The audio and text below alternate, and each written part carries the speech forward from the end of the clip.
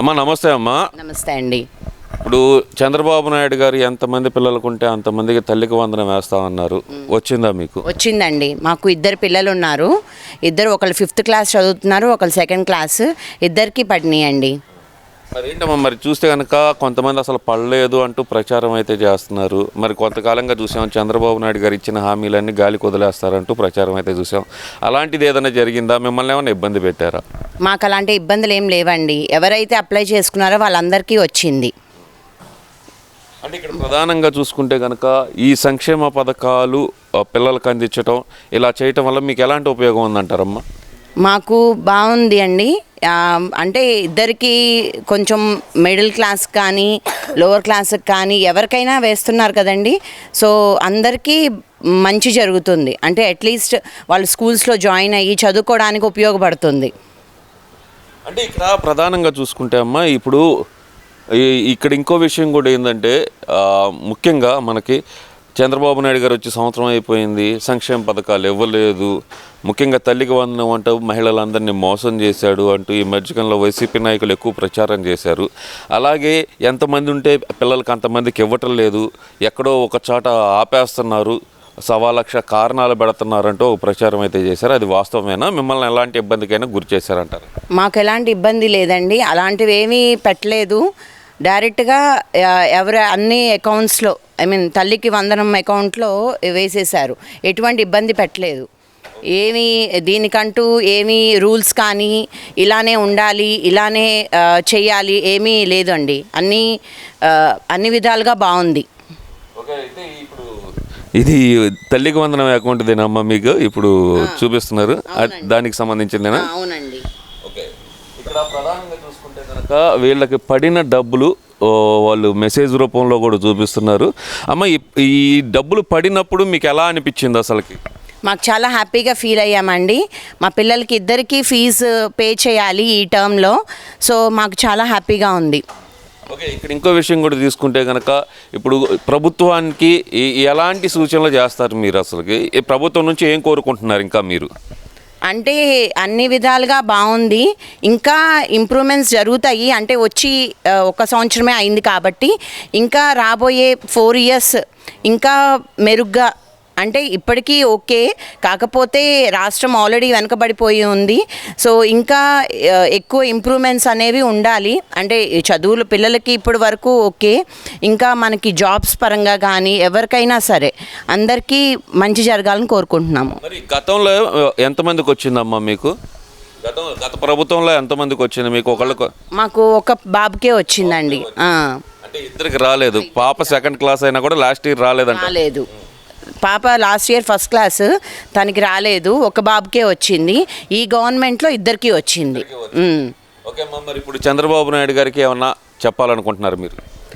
అంటే ఈ ప్రభుత్వంలో మాకు అంతా బాగుంది. మేము అంటే రేషన్ కార్డు అన్నీ ఏదైనా సరే మాకు బాగానే వచ్చినాయి. ఏమి రూల్స్ రెగ్యులేషన్స్ అనేవి ఏమీ పెట్టలేదు. వీళ్ళకే ఇవ్వాలి, వీళ్ళకే ఇవ్వకూడదు అని ఏం లేదు. బట్ ఉండే కొద్దిగా ఇంకా ఇంప్రూవ్మెంట్ అనేది ఉంటుంది. గవర్నమెంట్ ఇది చేస్తుంది. అంటే టైం పడుతుంది, 1 year కాబట్టి. సో ఇంకా మెరుగ్గా పాలన ఇస్తారని కోరుకుంటున్నాము. అమ్మ, మీ పేరమ్మా? సైదాబి అండి, SD. ఓకే, ఎస్సీ సైదాబి గారు, గుంటూరు 36వ డివిజన్ ఇది. అవునండి. ఓకే మేడం, మరి ఇక్కడ చూస్తే కనుక తల్లికి వందనం అమౌంట్ నిన్నటి నుంచి పడుతున్నాయి అంటున్నారు. మీకు వచ్చినాయి అమ్మ అవి? మాకు వచ్చినాయి సార్. ఎంత వచ్చినాయి అమ్మ? 26,000 వచ్చినాయి సార్. ఇద్దరి పేర్లు వచ్చినాయి సార్. ఇద్దరు పిల్లలకి ఇవ్వటం లేదు, ప్రభుత్వం మోసం చేస్తుంది అనే వాదనలు వస్తున్నాయి. అలాంటి మోసం ఏమైనా జరిగిందా మీకు? నాకేం జరగలేదు సార్. నాకైతే పేరు వచ్చింది లిస్టులో, వెళ్ళి చూస్తే వచ్చినాయి సార్. అమౌంట్ వచ్చినాయి సార్. ఎలా అనిపించిందమ్మా మీకు అంత అమౌంట్ ఒకసారిగా రావడంతో? ఎలా అనిపించింది మీకు అసలు? కొంచెం సంతోషంగానే అనిపించింది సార్. ప్రభుత్వం ఏందో ఇబ్బంది పెడుతుంది ఈ అప్లికేషన్లు తీసుకోవడానికి కానీ, లేదంటే అప్లై చేసిన వాళ్ళని కూడా తిప్పించుకుంటుంది, వాళ్ళు సంక్షేమ పథకాలు అందించలేకపోతుంది ప్రభుత్వం అంటున్నారు. అది నిజమేనా? నాకైతే తెలియదు సార్. అంత ఇబ్బంది అయితే నాకు రాలేదు. నాకంటే 2 పిల్లలకు పడ్డాయి. అది 2 పిల్లలకి వేస్తా అన్నారు ఫస్ట్ నుంచే, అవన్నీ పడ్డాయి. ఏం చెప్పాలనుకుంటున్నారమ్మా ప్రభుత్వానికి అసలుకి? నాకు అంత మాట్లాడతాం రాదు సార్. మామూలుగా అంటే కొంచెం సంతోషంగానే ఉంది అంతే సార్. అంతే సంతోషంగా ఉంది. చంద్రబాబు నాయుడు గారికి థ్యాంక్స్ ఏమని చెప్తారా? Thanks sir. నమస్కారం అండి, నా పేరు శ్యామలాదేవి, మాది నలుగుపేట. మా ఇద్దరు పిల్లలకి 26,000 డబ్బులు పడ్డాయి. గత ప్రభుత్వం కన్నా ఈ ప్రభుత్వం బాగా ఉంది. చంద్రబాబు నాయుడు గారికి, లోకేష్ గారికి ధన్యవాదాలు. నమస్కారం అండి, మాకు లోకేష్ గారు అమ్మకు వందనం కింద డబ్బులు వేశారు. మా ఇద్దరు పిల్లలకి బర్త్డే స్కూల్ జెడ్పీ హై స్కూల్లో చదువుతున్నారు. 26,000 వచ్చాయి. మాకు చాలా ఆనందంగా ఉంది. నా పేరు గుంటి శ్రీరాజరాజేశ్వరి అండి. మా అమ్మాయి పేరు రేష్మ, 7వ క్లాస్ చదువుతుంది. ఈ అమ్మాయి పేరు లాస్య, 5లోకి వెళ్ళింది. మాకు నిన్న తల్లికి వందనం డబ్బులు పడ్డాయి అండి ఇద్దరు పిల్లలకి. లోకేష్ గారికి, చంద్రబాబు నాయుడు గారికి థ్యాంక్స్. మేడం గారు, ఇప్పుడు కూటమి ప్రభుత్వం వచ్చింది, తల్లికి వందనం ఎంతమంది పిల్లలకు ఉంటే అంతమంది పిల్లలకి వేసారు. మీ ఇద్దరు పిల్లలకి వేశారు? మా ఇద్దరు పిల్లలకి వేశారు సార్. మా ఇద్దరు పిల్లలకి మాకు చాలా సంతోషంగా లేదు. ప్రతి సంవత్సరం అప్పులు చేసుకొని ఫీజులు అది కట్టుకొని బుక్లకు బాధ లేదు. హ్యాపీగా అమ్మఒడి పడుతుంది, పిల్లలకి మెయింటైన్ అవుతుంది సార్. ఇప్పుడు గతంలోనే ఒకరికే వేసేవారు కదా, ఇప్పుడు ఎంతమంది పిల్లలకు ఉంటే అంతమంది పిల్లలకి వేశారు.